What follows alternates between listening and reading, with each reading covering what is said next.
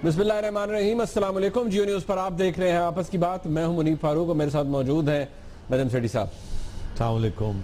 आज के इस प्रोग्राम में बात होगी सबसे पहले प्राइवेट एसोसिएशंस का जो प्रॉब्लम चल रहा है पंजाब हुकूमत के साथ। पंजाब हुकूमत ने गुज़िश्ता साल सितंबर में एक ऑर्डिनेंस पास किया था जिसको एक एक्ट की शक्ल दी गई फरवरी के अंदर, और अब तक मसला चल रहा है। प्राइवेट स्कूल एसोसिएशन ने 2 दिन की सिंबॉलिक हड़ताल भी की। आज गो के उस हड़ताल को कॉल ऑफ किया गया है गवर्नर पंजाब की एश्योरेंस के ऊपर, लेकिन प्राइवेट स्कूल एसोसिएशन के चेयरमैन का ये कहना है कि अगर हुकूमत पंजाब ने ये एक्ट इसमें तरमीम ना की या इसको विड्रॉ ना किया तो फिर इनडेफिनिट पीरियड के लिए, गैर मुय्यना मुद्दत के लिए हड़ताल की जा सकती है। अब देखना यह है कि दोनों जानिब मौक़िफ़ किसका दुरुस्त है। अगर प्राइवेट स्कूल एसोसिएशन के कुछ जेन्युइन कंसर्न्स हैं तो उसमें कितना वजन है, और जो पेरेंट्स हैं और जो हुकूमत पंजाब है वो एक जगह पर है, और हुकूमत के पंजाब के ऊपर जो प्रेशर है उसी की वजह से एक्ट बनाया गया। तो मैं चाहता हूं कि उसको हम एवेल्युएट करें कि किसकी पोजीशन ज्यादा बेहतर है, और जो डिमांड की जा रही है पंजाब हुकूमत की तरफ से क्या वो वाकई जायज़ है, क्या एक फेयर बात है कि इस तरह का रेगुलेटरी एक्ट बनाया जाए। मैं चाहता हूं इसके ऊपर बात हो। आगे चल के बात करेंगे क्रिकेट के हवाले से, क्योंकि अब तक इसमें कंफ्यूजन है, अभाम है। गो के वेन्यू तब्दील हो गया है पाकिस्तान इंडिया के मैच का, और अब ये मैच कलकत्ता ईडन गार्डन्स में होगा, लेकिन जो डिमांड पाकिस्तान की तरफ से की जा रही है, पीसीबी की तरफ से की जा रही है, उसके ऊपर अब तक गवर्नमेंट ऑफ इंडिया की तरफ से कोई रिस्पांस नहीं आया। क्या पाकिस्तान T20 वर्ल्ड कप में शिरकत करेगा या इसमें अभी भी डाउट्स हैं? इस हवाले से आज के प्रोग्राम में हम बात करेंगे। लेकिन सबसे पहले सेठी साहब, कोई आपकी चिड़िया जो इधर उधर उड़ती है वो कहीं उड़ी है? मतलब गुज़िश्ता रोज़ आपने कुछ बात की थी, आपने कहा था कि अल्ताफ़ भाई की तबीयत शायद नासाज है, तो आज खैर बड़ा तगड़ा डिनाइल भी आया मुत्तहिदा कौम मूवमेंट की तरफ से कि बिल्कुल वो फर्स्ट क्लास हैं, उन्होंने वो तंजीमी कामों में हिस्सा भी ले रहे हैं और बिल्कुल उसी तरह एक्टिव हैं। तो आपकी चिड़िया कहीं गई? चिड़िया ने चक्कर लगाया। चिड़िया की वही खबर है कि तबीयत नासाज है, मगर चिड़िया की ये भी खबर है कि एज दे से in English he is alive and kicking. अच्छा, मतलब ये है कि नासाज इसलिए प्रेशर बहुत है, बड़े मुश्किल हालात से पार्टी भी और वो भी गुजर रहे हैं, तो इसलिए प्रेशर तो होगा। और स्पेशली क्योंकि अब पहली दफ़ा बहुत अरसे के बाद एस्टैब्लिशमेंट ने उनको ज़रा चेक किया, तो अल्ताफ़ भाई थोड़े परेशान हैं। फिर ये जो रिसेंटली जो हालात हुए कि एक नई लीडरशिप का क़याम नज़र आ रहा है और उसके पीछे किसका हाथ है वो भी नज़र आ रहा है। वो कोई छोटी मोटी पार्टी नहीं है या कोई छोटी मोटी साजिश नहीं है, इस्टेब्लिशमेंट कर रही है, तो ज़ाहिर है तबीयत नासाज है। अब जब तबीयत नासाज होती है तो अल्ताफ़ भाई कभी कभी अपनी मेडिसिन लेना भूल जाते हैं, कभी ज़्यादा ले लेते हैं, कभी कम ले लेते हैं, और वैसे भी ब्लड प्रेशर वगैरह तो आपको तो पता ही है, नॉर्मल आदमी का भी ऊपर और नीचे होता रहता है। सो हाल ही में उनकी तबीयत थोड़ी सी ख़राब हुई थी फिजिकली, मगर अदरवाइज ये जो अफवाहें चल रही हैं कि पता नहीं जी दी एंड इज़ हेयर और ये हो गया और वो हो गया और फलाने पैरालिसिस हो गया और फलाना हो गया, ऐसी बात नहीं है। मेरा ख्याल है कि अल्ताफ़ भाई की अगर तबीयत थोड़ी सी नासाज है तो वो बहुत से लोगों की तबीयत थोड़ी ज़्यादा नासाज करेंगे बिफोर अपनी तबीयत को और थोड़ा नासाज होने की इजाज़त देंगे। ओए यार, इतना कॉम्प्लेक्स आपने लैंग्वेज इस्तेमाल की। इसको समझने के लिए मुझे रिवाइंड का बटन दबाना पड़ेगा। इसीलिए बस यही छोड़ दीजिए इस बात को, तो सबको समझने की कोशिश करें। यानी कि आपने भी कल डॉक्टर फारूक सत्तार साहब की तरह आपने भी कहीं वो ढके छुपे लफ्जों में कहीं भी इशारा कर दिया है। हाँ, मैंने इशारे ही कर सकते हैं। अब इससे ज्यादा बात करेंगे तो शायद हमारी तबीयत ना नासाज हो जाए। अल्लाह रहम करे इस बात। हमारी वैसे बड़ी नासाज हुई है पिछले साल यार, वैसे बड़ी नाज़ियातियां होती रही। नहीं, अब हम इस जोगे नहीं रहे कि हम अपनी तबीयत नासाज नहीं, अब हमने नहीं अपनी तबीयत नासाज करनी। हम अच्छे बच्चे। Very good. तो नजम सेठी साहब, आ जाइए पंजाब, आ जाइए लाहौर के अंदर जहाँ प्रोविंशियल हुकूमत का गढ़ है और उनका मसला चल रहा है प्राइवेट स्कूल एसोसिएशन के साथ। आपको याद होगा, जिस तरह मैंने थोड़ा सा बैकग्राउंड दिया कि सितंबर में एक ऑर्डिनेंस पास किया गया था पंजाब गवर्नमेंट की तरफ से, ऑल्दो उसे चैलेंज किया गया प्राइवेट स्कूल एसोसिएशन की तरफ से। मेन बात यही थी कि उन्होंने कहा जी कि आप इस तरह हर साल फी नहीं बढ़ा सकते, कभी 5, कभी 10, कभी 20, आप सिर्फ एकेडमिक ईयर के शुरू में 5% बढ़ा सकते हैं। अब भी क्योंकि वो एक्ट बन गया है पंजाब असेंबली के अंदर बाकायदा तौर पर, अब प्राइवेट स्कूल्स की एक बड़ी तादाद ने एक सिंबॉलिक हड़ताल की थी 2 दिन के लिए। आज वो हड़ताल जरूर कॉल ऑफ की गई है गवर्नर पंजाब की एश्योरेंस के ऊपर कि जी मामला हल कर लिया जाएगा। लेकिन आज काशिफ मिर्जा साहब जो कि उसके हेड हैं एसोसिएशन के, उन्होंने क्या कहा, मैं चाहता हूँ जरा क्लिप देखिए। आज भी तो हमने 2 दिन की हड़ताल की है, तो गैर मुअय्यना मुद्दत के लिए भी हड़ताल इंशाल्लाह इंटैक्ट है। उसमें हमने ये नहीं कहा मौखर की है, खत्म नहीं की। क्या कहते हैं कि गैर मुअय्यना मुद्दत के लिए भी हड़ताल जो हमारी कॉल है वो भी इंटैक्ट है। आज हमें गवर्नर की एश्योरेंस है कि जी हम मामला हल करेंगे, लेकिन साथ ही फिर पंजाब के वजीर तालीम राना मशहूद साहब ने कहा जी कि हम ब्लैकमेल किसी से नहीं होंगे, और जो इधर उधर से हमें थोड़ी बहुत खबर मिली वो यही कि जी कोई एक्ट वापस नहीं हो रहा, तरमीम का सोचा जा सकता है, लेकिन अभी तो उसके बारे में भी कोई बात ऐसी नहीं है, क्योंकि अभी तक जो नेगोशिएशन है वो बेनतीजा है। ठीक, अमेजन सिटी साहब थोड़ा सा इसको हम देख लेते हैं, आपने उस एक्ट को बहुत पढ़ा भी है। सबसे पहले तो आप मुझे ये बताइए कि क्या हुकूमत की तरफ से इस तरह का एक्ट पास करना और एसोसिएशन की तरफ से ये कहना कि हमसे कंसल्ट नहीं किया गया, क्या ये एक फेयर काम है पंजाब हुकूमत की तरफ से एक एक्ट पास कर देना और उन्हें बाउंड कर देना कि आप 5% से ज़्यादा फी नहीं बढ़ा सकते? देखिए, पहली बात तो ये है कि ये क्या मजबूरी आई पंजाब गवर्नमेंट के ऊपर कि उन्होंने ये एक्ट पास किया।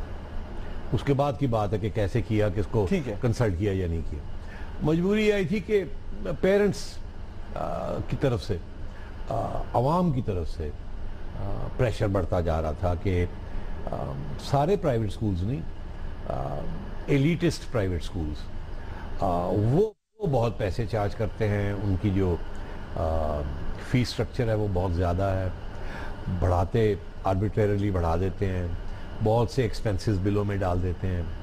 मिडिल क्लास पेरेंट्स तो बिल्कुल अफोर्ड ही नहीं कर सकते कि इस किस्म के अनफोर्सीन एक्सपेंडिचर्स उनके सामने रख दिए जाएं, and so on and so fourth. तो ये काफ़ी अरसे से प्राइवेट स्कूल्स की फाइनेंशियल प्रैक्टिसेस के ऊपर ऑब्जेक्शंस आ रहे थे फ्रॉम वेरियस पेरेंट्स बॉडीज।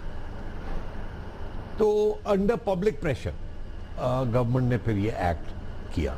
उससे पहले मैंने सुना है कि काफ़ी निगोशिएशंस चलती रही, लेन देन होती रही, कंप्लेंट्स प्राइवेट स्कूल्स के खिलाफ आते रहे एंड सो ऑन। तो ये पहली बात हुई है कि it was under public pressure. अब पब्लिक क्या चाहती थी?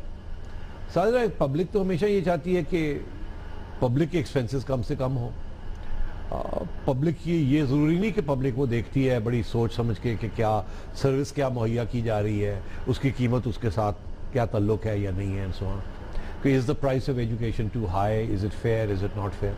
वो तो ये देखते हैं कि जी एक मिडिल क्लास बंदा है, वो 70-80 हज़ार या लाख या 2 लाख रुपए, 1.5 लाख रुपया कमा रहा है, और उसके 3 बच्चे हैं, और वो अगर किसी इस किस्म के स्कूल में चले जाएं तो 50-1 हज़ार रुपया महीना तो तनवी फीस के ऊपर लग जाता है। मतलब एवरेज एक प्ले ग्रुप के बच्चे की फी तो जो एलिटिस्ट स्कूल जिनकी आप बात कर रहे हैं वो 26 से 28 हज़ार रुपया पर मंथ। अच्छा, अब मुख्तलिफ हैं। हाँ। उसके अंदर बहुत से चार्जेस हैं, कोई है बेसिक फ़ी है, फिर उसके बाद एक्स चार्ज है, वाई चार्ज है, एक्स्ट्रा करिकुलर एक्टिविटीज़ का चार्ज है, सिक्योरिटी का चार्ज है, जनरेटर का चार्ज है, ब्ला ब्ला ब्ला, जो एडिशंस उसके ऊपर होती हैं।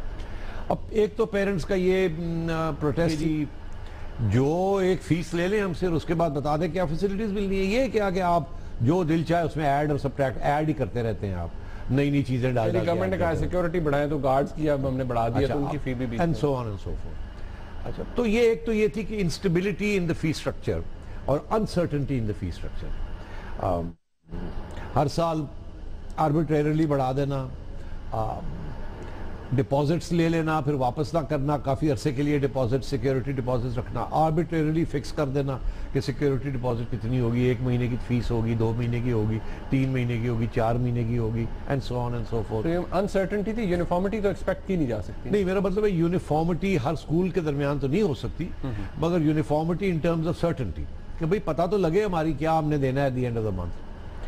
एक ये और एक ये कि जी बहुत सी आप एग्जॉर्बिटेंट फीस है, फीस बहुत ज़्यादा है, जो सर्विस आप प्रोवाइड कर रहे हैं वो उसके लायक नहीं है, इक्विवेलेंट नहीं है, इक्विवेलेंट। और इसके बहुत से पहलू है, छोटे छोटे पहलू है कि आप यूनिफॉर्म्स ऐसे क्यों, खास जगह से क्यों लेते हैं, स्टेशनरी जो है वो आप क्यों प्रोवाइड करते हैं, शूज़ जो है वो ज़रूरी है कि इसी मेक के हों, यहीं से ख़रीदे जाएं, और वो मार्केट में इतने के बिकते हैं, आप उससे दुगना चार्ज कर रहे हैं और कहते हैं हमसे ही लेंगे आप, and so on and so fourth. इस किस्म के छोटे छोटे बहुत से ऑब्जेक्शंस थे, जिसकी वजह से वो जो फाइनल पेमेंट जो पेरेंट्स करते हैं वो ज़्यादा हो जाती है। अच्छा, अब एज लॉन्ग एज वो पेरेंट्स प्रोटेस्ट करते रहे, अगर एक मोनोपोलिस्टिक पोजीशन है, अगर मुनीफ फ़ारूक का बच्चा मुनीफ फ़ारूक चाहता है कि जी इस स्कूल में मैंने डालना है क्योंकि उसकी शोहरत है, अच्छी तालीम मिलती है, तो फिर मुनीफ फरूक को जो वो चार्ज करते हैं देना पड़ेगा। अगर मुनीफ फरूक नहीं दे सकता तो मार्केट का तकाजा ये है कहीं और डाल दे जहां आप दे सकते हैं। तो you can't have your cake and eat it too. तो यहाँ दो पॉइंट्स ऑफ व्यू है। एक ये है कि जी फ्री, ये जो स्टेट ने, रियासत ने अपनी रिस्पॉन्सिबिलिटी जो है उसको एब्डिकेट कर दिया है, अच्छे पब्लिक स्कूल्स नहीं हैं, इसलिए अगर थोड़ी सी भी अच्छी मुनासिब तालीम लेनी हो तो प्राइवेट सेक्टर में जाना पड़ता है। प्राइवेट सेक्टर में पैसे ज़्यादा चार्ज करते हैं, रियासत अभी तक दे नहीं पाई, रियासत दे नहीं पा रही, कॉन्सेप्ट नहीं है अच्छी एजुकेशन। तो ये बाय द वे ये principle all over the world है। फ़र्क ये होता है कि प्राइवेट सेक्टर भी वहाँ बहुत हाई फीस चार्ज करते हैं, फैसिलिटीज़ भी देते हैं। तो ये कोई नई बात नहीं है, ये कोई स्पेशली पाकिस्तान की बात नहीं है। हमारे यहाँ आदत पड़ी हुई है कि हर बात में हम कहते हैं रियासत जो है वो इंटरफेयर करे और हमें प्रोटेक्ट करे, कंज्यूमर को प्रोटेक्ट करे। अब उसके लिए कंज्यूमर प्रोटेक्शन एजेंसीज बन जाती हैं to see the what the quality of the product is and so on. अब यहाँ पेरेंट्स एसोसिएशंस के पास उस किस्म के पार्स नहीं है, और क्योंकि फ्री मार्केट है और कोई रेगुलेटरी बॉडी भी नहीं है, और रेगुलेटरी बॉडी कोई नहीं, रेगुलेटरी बॉडी टेक्निकली तो है मगर on the spur of the on the dot जिसे कहते हैं कि एट एनी गिवन मोमेंट कोई रेगुलेटरी बॉडी नहीं, हाँ कोई फिक्स नहीं। अदरवाइज तो मिनिस्ट्री ऑफ एजुकेशन रेगुलेट करती है जनरली स्पीकिंग। अब तो ये प्रेशर के अंदर आके गवर्नमेंट ने जल्दबाजी करके पॉपुलिज्म का तकाजा था कि जी आप आवाम की बात सुने, उन्होंने ये कानून पास कर दिया जिसके मोटे मोटे 3-4 शिक्के। एक ये कि हर साल 5% से ज़्यादा फीस नहीं बढ़ा सकते। दूसरा ये है कि ये जो आप स्कूल यूनिफॉर्म्स और स्टेशनरी जो है आप कहते हैं फलाने से ही लेनी है, फलाने से नहीं लेनी, हालांकि फलाना जो है वो महंगा है और फलाना जो है वो सस्ता है। आप पहले से कह देते हैं फलाने से लेनी है, अब अगर उसको पता है मेरे से ही लेनी है सप्लायर को, जो मर्जी चार्ज कर ले, लेनी है नहीं लेनी ना लो, स्कूल में सस्पेंड हो जाओगे। तो ये जो प्रैक्टिसेस है ना इन स्कूल्स की, अब इसके बारे में दो बातें हैं, क्योंकि I know little bit about this. दो बातें ये है कि स्कूल्स का आर्ग्यूमेंट ये होगा कि हम यूनिफॉर्मिटी चाहते हैं, हम चाहते हैं एक ही क्वालिटी के कपड़ा हो, एक ही किस्म की टेलरिंग हो, एक ही रंग हो, एक ही सारा कुछ हो, बिकॉज ये हमारा स्कूल का एक डिसिप्लिनरी मोड है। तो अगर आपने वाइट शूज पहनने हैं, ये डिजाइन ही होना चाहिए कि स्टोर से ही लेने हैं आपने। वो ये भी कह सकते हैं कि ये यूनिफॉर्म है, इस कपड़े का कोट जैकेट होगी, इस कपड़े की पतलून होगी, ये रंग होगी, और फलाने डेजिग्नेटेड एजेंट्स हैं, एक है या दो हैं, उन्हीं से जाके आपने कपड़े खरीदने। अब जब अब उनके पास जाते हैं तो वो ठीक ठाक पैसे उतार लेते हैं। आप कहते हैं जी यही मैं कहीं और से बनवा लेता हूँ, मुझे सस्ते पड़ेंगे। स्कूल्स कहते हैं नहीं, आप और नहीं बना सकते क्योंकि आप इस किस्म की चीज़ नहीं बना सकेंगे, आपका कपड़ा या इंफीरियर होगा, या आपकी टेलरिंग ठीक नहीं होगी, आपका बच्चा अनटाइडी लगेगा, आपका बच्चा will stand out from the rest of it. हम चाहते हैं कि एक ही यूनिफॉर्म हो, एक ही यूनिटी हो, एक ही एंड सो ऑन, ये चलता रहता है। मगर बात यह है कि eight the end of the day private sector हमेशा जब इस किस्म की सिचुएशन होती है और पब्लिक का प्रोटेस्ट होता है तो regulatory authority has to step in and see. तो वहाँ तक तो ठीक है। अब चाहिए इनको ये था कि प्राइवेट स्कूल्स के साथ बैठते, उनसे कहते आप बताइए आप ये क्यों करते हैं, ये गवर्नमेंट कहती है हम बैठे हैं, और अगर और पेरेंट्स को भी बैठा लेते हैं, उनकी एसोसिएशन को भी बैठा, जो मुनासिब बात थी वो उसके ऊपर समझौता हो जाता। प्राइवेट स्कूल्स को भी थोड़ा इतना रिजिड नहीं होना चाहिए, उन्हें भी फ्लेक्सिबल होना चाहिए। आफ्टर ऑल मैं एक और प्राइवेट स्कूल का जिक्र करता हूँ, कॉन्वेंट ऑफ जीसस मेरी, one of the best schools in Lahore. मगर वो इस किस्म के रिजिड डिसिप्लिन और इस किस्म की रिजिड चीज़ें तो नहीं। वो कहते हैं ये स्कूल की लिस्ट है, यहाँ से मर्जी किताबें खरीद लीजिए, यहाँ से आपको सस्ती मिलती है ले लीजिए, सेकंड हैंड मिलती है तो वो ले लीजिए, आप गरीब हैं आप सेकंड हैंड किताब ले आइए, हमें क्या, हमने तो कहना किताब से। तो वो इस किस्म की कंडीशंस नहीं लगाते, बच्चे खुश रहते हैं। वो कहते हैं ये यूनिफॉर्म है, नीला कोट है, ब्राउन जैकेट है, या ये क्वालिटी की आप पहन ले, अगर आप जूती नहीं पहनी आप में क्या फर्क पड़ता है, आपने वाइट शूज पहन के आना, ठीक है, एंड सो ऑन। तो वो उसमें बच्चे भी खुश रहते हैं, पेरेंट्स भी ये फील करते हैं कि भाई हमने जहाँ से सस्ता मिला हमने ले लिया। और अगर बिल्कुल ही आउटलैंडिश हो तो वो टीचर बता देता है कि बच्चे ये नहीं चलेगा, इसको ठीक करके लाओ। तो that is a better practice. मगर ये जो बाकी स्कूल्स हैं, एलिटिस्ट स्कूल्स हैं, ये थोड़ा ज़्यादा स्ट्रिंजेंट सख्ती से करते हैं। मैं तो इसके सख्त खिलाफ हूँ एक बात के। ये जो पाबंदियाँ लगा देते हैं ना कि आपने फलानी किताब जो है या फलानी स्टेशनरी जो है वो फलाने से ही खरीदनी है, और उस बंदे को पहले आप बुला के कहते हैं जी कि आपने हमारे स्कूल की स्टेशनरी बनानी है, सैंपल सबमिट करें। आप सैंपल सबमिट करते हैं, आपको वो प्रूव करते हैं, फिर कहते हैं जी इस तरीके से होगा, इस तरीके से होगा, इस तरीके से, वहाँ तक तो ठीक बात। मगर उसके बाद ये पाबंदी लगा दो के ऊपर कि सिर्फ उसी बंदे से लेनी है आपने और किसी से नहीं लेनी। दैट इज रॉन्ग, ये गलत है, this is a restrictive practice. अच्छा ये गलत है, ये नहीं करना चाहिए। इसी तरीके के साथ कि स्कूल से किताबें लेनी है।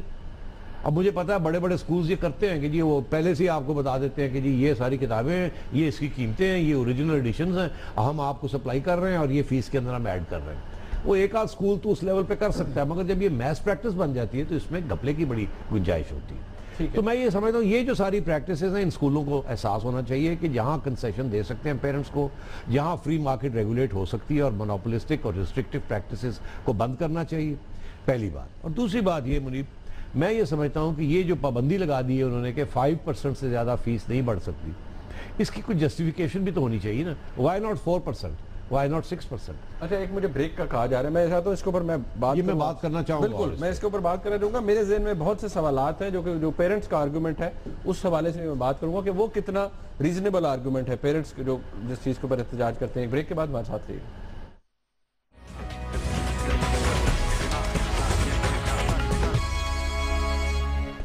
एक बार फिर आपको खुशामदीद कहते हैं। बात हो रही है पंजाब के अंदर प्राइवेट स्कूल्स एसोसिएशन का जो मसला चल रहा है हुकूमत पंजाब के साथ, उस हवाले से हुकूमत ने एक एक्ट पास किया है जो कि प्राइवेट स्कूल्स को मंजूर नहीं है। रंजन सेठी साहब, पेरेंट्स की तरफ से कहा जाता है जी आप बड़ा एग्जॉर्बिटेंट चार्ज कर रहे हैं, ये तो बड़ा नोबल प्रोफेशन है, सब कुछ है, इसके इस तरह के आर्गूमेंट दिए जाते हैं। मेरा सवाल ये है कि क्या प्राइवेट स्कूलिंग को किसी और ऑर्डिनरी सर्विस या फैसिलिटी की तरह डील करना चाहिए कि जैसे मैं एक कपड़ा है जिसकी कीमत 100 रुपए है, की कीमत 200 है, मैं जो अफोर्ड करूं मैं वो खरीद लूं। आप एयरलाइन में ट्रैवल करते हैं तो एक टिकट 2 लाख का है और एक 1 लाख का है, मैं जो अफोर्ड करूं उसे ऑप्ट कर लूं। क्या इसको इस तरह डील करना चाहिए या इसको नहीं जी क्योंकि बड़ा नोबल प्रोफेशन है इसलिए आप नहीं? यार नोबल प्रोफेशन का कोई ताल्लुक नहीं, नॉनसेंस है। नोबल प्रोफेशन छोड़ दें, आजकल कोई नोबल प्रोफेशन नहीं है, सब प्रोफेशंस है। और प्रोफेशनलिज्म ये होती है कि highest price that you can afford to pay और you can afford to extract आप करते हैं। Relationship is of price with service, for a better service. आपको प्राइस नहीं देनी है, सर्विस मत लीजिए। ये मार्केट का तकाजा है। हाउएवर मोनोपोलिस्टिक या रिस्ट्रिक्टिव प्रैक्टिसेस की डेफिनेशन है इकोनॉमिक एक्टिविटी में और कॉमर्स में। तो जहां रिस्ट्रिक्टिव प्रैक्टिसेस आ जाती हैं या मोनोपोलाइजेशन ऑफ हो जाती है तो उसको रिस्ट्रिक्ट करना और रेगुलेट करना जरूरी होता है। तो यहां जो मैं देख रहा हूं मोनोपोलिस्टिक इस तरीके से है कि प्राइवेट स्कूल्स थोड़े से हैं, ठीक है, कितने ज़रा 5 लाख स्टूडेंट्स को या 10 लाख स्टूडेंट्स को सारे पाकिस्तान में वो केटर करते होंगे। तो that obviously it's an elite institution. तो ये वहाँ इनको मोनोपोलिस्टिक प्रैक्टिसेस बन जाती हैं कि जी ये है, लेना है, नहीं लेना, जाए कहीं और। तो रिस्ट्रिक्टिव प्रैक्टिसेस ये जो बाकी चीज़ें लिस्ट की गई कि जी बताए बगैर फीस बढ़ा देते हैं, बताए बगैर डिमांड क्रिएट कर देते हैं, फलानी एक्स्ट्रा सर्विस, फलानी एक्स्ट्रा सर्विस, फलानी एक्स्ट्रा सर्विस। गर्मियों में जनरेटर की फीस लगा देते हैं, यूनिफॉर्म्स के ऊपर स्कूल बंद होते हैं और स्कूल मतलब इस किस्म के छोटे छोटे आर्ग्यूमेंट्स बहुत से हैं। अब जाहिर है दूसरी तरफ से भी आर्ग्यूमेंट्स होंगे क्यों करते हैं। मैं एग्जाम्पल देता हूँ। अब वो कहते हैं जी कि आप कहते हैं हम 5% फ्रीज लगा देते हैं, ठीक है हम लगा देते हैं, तो फिर ठीक है 5% फ्रीज हम टीचर्स सैलरीज के ऊपर भी लगा देते हैं। वो कहते हैं कोई रेज नहीं है, हम वहां भी फ्रीज लगा देते हैं। वो फिर वो कहते हैं जी कि हमारी रेंटल्स जो है वो 15-20% हर साल बढ़ जाती है जो हमने किराए की, बिजली जो है इतनी बढ़ जाती है, फलाना इतना हो जाता है। तो फिर कोई बताइए ना कि हम किसी के साथ तो हम अपनी इंक्रीज को रेगुलेट करें ना। ओके, है तो business at the end of the day it's a business. तो ये सारी इशू है। तो आई थिंक इसमें parents, government and teachers and school owners have to sit together and find a way out of this. ये जो rigid position government ने इख्तियार कर ली है ये भी ठीक नहीं है। तो उनके जो रोने धोने हैं जैसे कि हर चीज़ ही वो सही कर रहे हैं वो भी गलत है, हर चीज़ सही नहीं कर रहे हैं। वो बहुत सी रिस्ट्रिक्टिव प्रैक्टिसेस हैं, मैंने कुछ आइडेंटिफाई किए हैं, आई एम श्योर और भी आइडेंटिफाई। और एक्सप्लॉयटेशन है, और एक्सप्लॉयटेशन भी है, इसमें कोई शक नहीं है। मगर बात ये है eight the end of the day कि रेगुलेशन होनी चाहिए, बट रेगुलेशन के साथ ये नहीं कि आप उनका गला ही घोंप दें। Private sector has a role to play, schools have a role to play. ये स्कूल्स बड़ी हाई क्वालिटी एजुकेशन भी देते हैं, इसमें कोई शक ही नहीं है। इस वक्त अगर आपके स्टूडेंट्स दुनिया में एक्सेल कर रहे हैं और इस किस्म की जो कम्पिटिटिव स्पिरिट आ रही है it's because of these schools. तो अब ये है कि you can't kill the goose that Lay's the golden egg. At the same time the schools should be little careful. थोड़ी सी सर्टेनिटी आनी चाहिए। ये जो आर्बिट्ररी चीजें जो होती है ना उसको रेगुलेट गवर्नमेंट जरूर करनी चाहिए। आर्बिट्ररी से मुराद ये है कि जी बताए बगैर एक्स्ट्रा एक्सपेंडिचर्स आ गए। कुछ जस्टिफिकेशन प्रोवाइड होनी चाहिए। वो गवर्नमेंट ने एक मैकेनिज्म दिया है ना जी कि आपने अप्रूवल्स देनी है। हाँ, तो अब वो उसमें ये है कि ये अप्रूवल्स जो हैं वो भी गवर्नमेंट ने बड़ी सख्ती, इतने महीने लगेंगे, पहले 3 महीने आप ये बताएं, फिर 1 महीना ये वो। सारे स्कूल्स तो ये कंप्लायंस नहीं कर सकते ना, नए नए एक्सपेंडिचर्स आ जाते हैं। अब फॉर एग्जाम्पल गवर्नमेंट ने ये कहा कि तालिबान अटैक करने वाले हैं, सिक्योरिटी अपनी ठीक कीजिए। अब वो और बुरी लिस्ट बना दी कि जी आप इतने गार्ड्स रखेंगे, ये करेंगे। यार दैट्स अ ह्यूज एक्सपेंडिचर। अब वो अगर इतना एक्सपेंडिचर है तो वो क्या करेंगे? अपनी जेब से देंगे, वो अपनी प्रॉफिटेबिलिटी गिराएंगे। या तो गवर्नमेंट प्रोवाइड करे, अगर गवर्नमेंट नहीं प्रोवाइड करती तो then the government should have said कि हम आपको ये कह रहे हैं, हमारे हिसाब से इतना इसका खर्चा है, यू मे पुश दिस खर्चा ऑन टू द पेरेंट्स जिनके बच्चों को आप प्रोटेक्ट कर रहे हैं। मगर गवर्नमेंट ने वो नहीं किया। बट नजम साहब, आपको याद ये बात भी है ना कि तमाम प्राइवेट स्कूल्स ने हड़ताल नहीं की, इनमें भी डिवीजन है, एलिटिस्ट स्कूल्स ने उन्होंने की है। हाँ, जाहिर है वो डिवीजन इसीलिए है ना कि सबसे ज्यादा जो इस वक्त जो फोकस आ रहा है is on the elitist schools. 5-6 major groups हैं जिनके ऊपर ये आ रहा है। अच्छा, वो फैसिलिटीज भी बड़ी अच्छी ऑफर करते हैं टीचिंग की, उनके teachers are better paid, better qualified, और वो एक्स्ट्रा करिकुलर भी बहुत सी चीजें करते हैं। For example libraries, research, curriculum development, teacher training, ये बहुत सी चीजें हो रही होती हैं। उनमें बहुत सी चीजों को सब्सिडाइज करना पड़ता है। दोनों साइड्स पर आर्गुमेंट ये है, वो कहते नहीं जी आप एक्स्ट्रा चार्ज भी करते हैं, अगर एक्टिविटी पेरेंट्स तो हमेशा ये कहेंगे, जो कंज्यूमर है वो तो हमेशा रोएगा, मगर एट द सेम टाइम इसका ये मतलब नहीं है, कंज्यूमर के पास भी चॉइस है।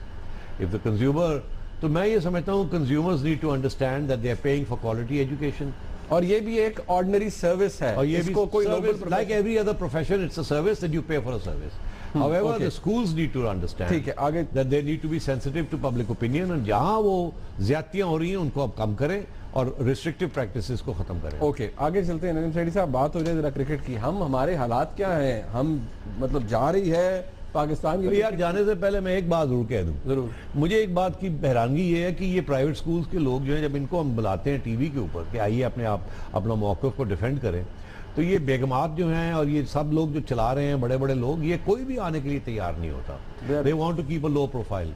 मैं समझता हूँ अच्छी बात है लो प्रोफाइल रखें, मगर अपना केस प्रेजेंट करने के लिए तो आपके रिप्रेजेंटेटिव होने चाहिए ना।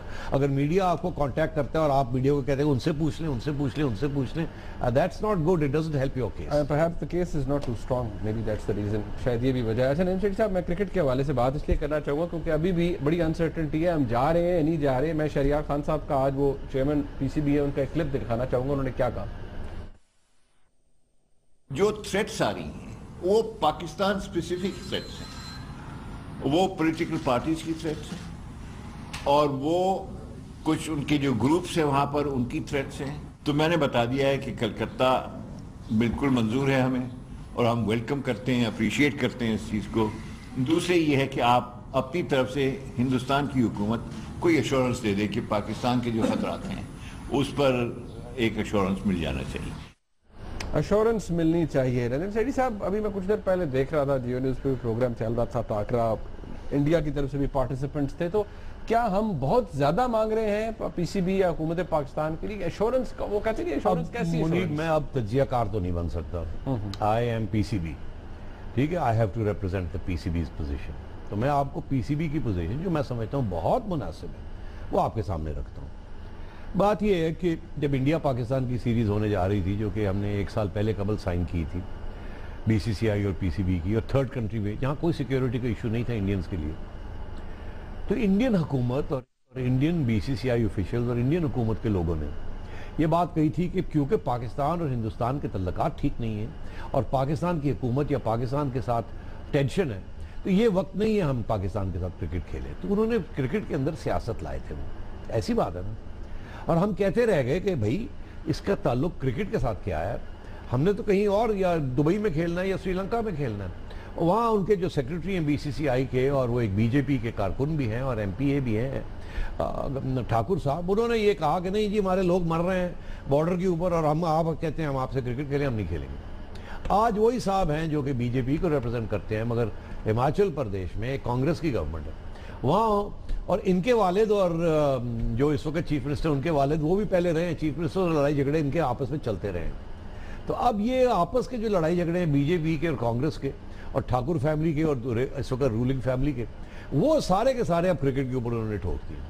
ठाकुर साहब कहते हैं क्रिकेट होगी यहाँ, दूसरी पार्टी कहती है नहीं होगी।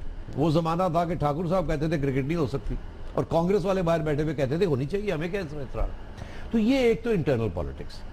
दूसरा ये कि बीजेपी ने भी एक हार्ड लाइन ली हुई थी पहले, अब उनके लिए उस हार्ड लाइन से पीछे हटना इतना आसान नहीं है, जबकि वो कहते थे कि नहीं हम तो पाकिस्तान के साथ क्रिकेट नहीं खेलेंगे। अच्छा, तो ये सारे बैकग्राउंड है। आइए अब ये एक इंटरनेशनल इवेंट हो रहा है, इंडिया कर रहा है, अब ये लाजिम है कि India will provide security to everyone. तो एक तो जनरल लेवल ऑफ सिक्योरिटी है, कोई ऑस्ट्रेलियंस के लिए बाकी किसी के लिए कोई special security is not required. Pakistan के लिए special security is required because there is an anti Pakistan sentimental feeling, जो कि सियासी जमातों ने उसको साहब ने उसे फ्यूल किया है ना, उसको फ्यूल किया है, अब वो भुगतना पड़ेगा। और ऊपर से आपस में लड़ाई है कांग्रेस की और उसकी, वो एक दूसरे के खिलाफ पॉइंट स्कोरिंग कर रहे हैं। बीसीसीआई चुप करके बैठी, उसको समझ नहीं आ रही हम क्या करें, आईसीसी को समझ नहीं आ रही हम क्या करें। हमारा जेन्युइन प्रॉब्लम है, हम जाना चाहते हैं खेलने के लिए, ऐसी की तैसी हम खेलेंगे, मगर यार वहां को खुदा ना ख्वास्ता है इस किस्म के माहौल में जहाँ